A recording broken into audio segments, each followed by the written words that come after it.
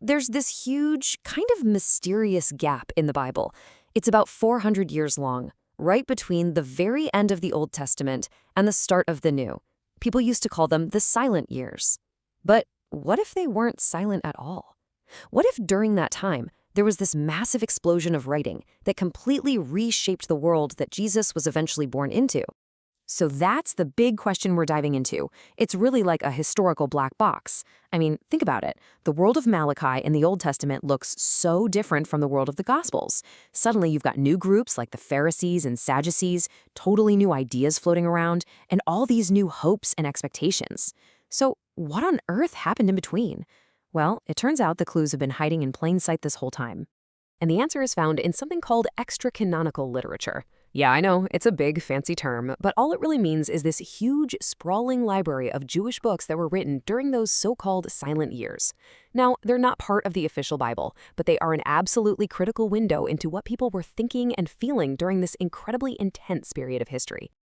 Okay, so to make sense of this mountain of writing, we need a way to organize it, right? Why were people writing so much all of a sudden? What was driving all of this? Well, we can actually break it down into four simple, connected ideas that I like to call the 4 C's. This framework is honestly the key to the whole thing. And you'll notice how these four ideas just flow right into each other. See, it all starts with the canon, the sacred scriptures, what they considered God's holy word. From there, you have all these different communities, everyone from desert monks at Qumran to Greek-speaking philosophers in Egypt, and each one is interpreting that canon through their own unique lens. This process of interpretation leads them to create commentary, basically applying these ancient texts to try and solve their very real present-day problems. And what was the ultimate goal? It was to find continuity, to connect God's promises from way back in the past with the tough, often messy realities of their current lives.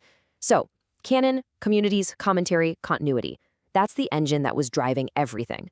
So let's see how this actually worked in practice. We'll start with our first case study. I want you to meet Philo of Alexandria. He was a brilliant Jewish philosopher who was living at almost the exact same time as Jesus, and he's a perfect example of this cycle. He was part of this vibrant Jewish community in Egypt, a world that was just soaking not only in the Bible but in Greek philosophy too.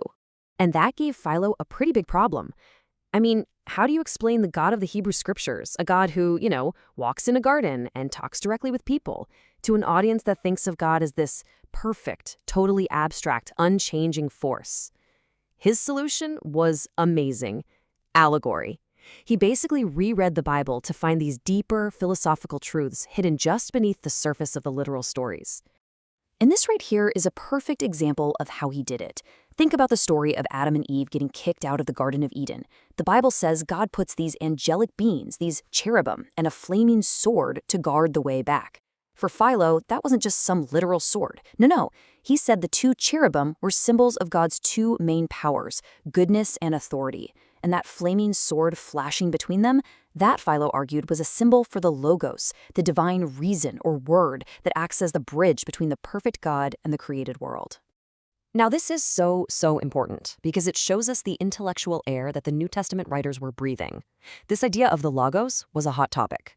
Philo sees it as this abstract divine principle.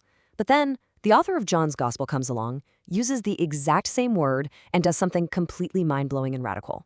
He says, hey, this logos, this word, it's not some abstract idea. The word became flesh and lived right here among us. He even gave it a name: Jesus Christ. So Philo shows us the conversation everyone was having, and John shows us how Christianity just turned that whole conversation on its head.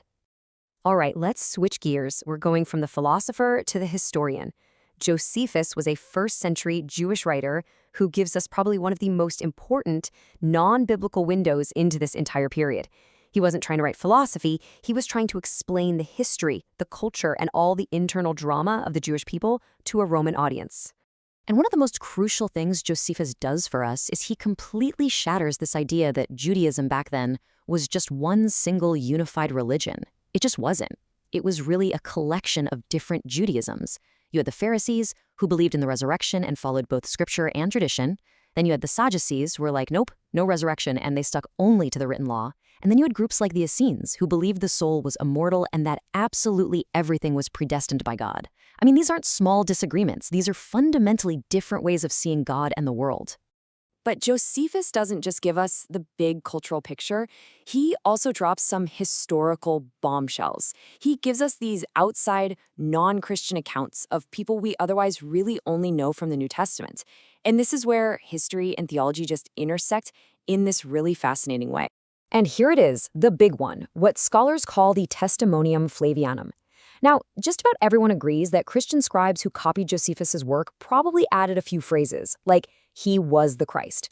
But okay, let's just take out the most obviously Christian lines for a second and look at what's still there. You have a non-Christian historian writing just a few decades after the events, confirming that a man named Jesus existed, that he was known as a wise teacher who did wonderful works, that he was crucified by Pontius Pilate, and that his followers, the tribe of Christians, were still around and growing. From a purely historical perspective, that is a massive piece of evidence. And it wasn't just Jesus. Josephus's account of John the Baptist's death pretty much confirms what the Gospels say, but he adds these amazing, specific, and verifiable details. For example, he tells us Herod's political motive. He was afraid John would start a rebellion. And he even names the exact fortress where John was killed, a place called Machaerus, on the eastern side of the Dead Sea. This is what it looks like when history fills in the color and the context around the biblical story. So, okay, we've looked at just two small examples from this giant library of ancient texts. What's the big takeaway here? Why should we care? Why is it so important to dust off these old, non-biblical books and actually read them? When you get right down to it, this literature is indispensable. It's like the historical and philosophical soundtrack playing in the background of the New Testament. It shows us that first-century Judaism was incredibly complex and diverse, not some single thing. It's a masterclass in how people have always wrestled with ancient sacred texts to make them speak to their own problems. And maybe most importantly, it proves that these silent years were anything but silent. They were noisy, they were vibrant, and they were absolutely saturated with scripture. And that really leaves us with one last thing to think about. In a way, all these texts are the commentary that was being written right before and even during the writing of the New Testament itself.